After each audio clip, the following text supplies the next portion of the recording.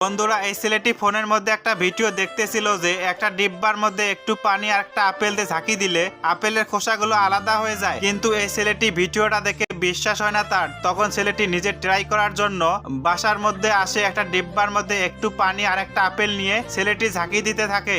ছেলেটি ঝাঁকি দিতে থাক, তাতে চলো আমরা নতুন একটা জাদু দেখে আসি। জাদুটা দেখলে তুমিও করতে পারবে। যখন আপনি ভিডিওতে লাইক করে চ্যানেলটি সাবস্ক্রাইব করবেন, তারপর রিমিক্সের উপর ক্লিক করে ইউএসবি সাউন্ডের উপর 2 সেকেন্ড চাপ দিয়ে ধরলে এরকম জাদু আপনিও করতে পারবেন।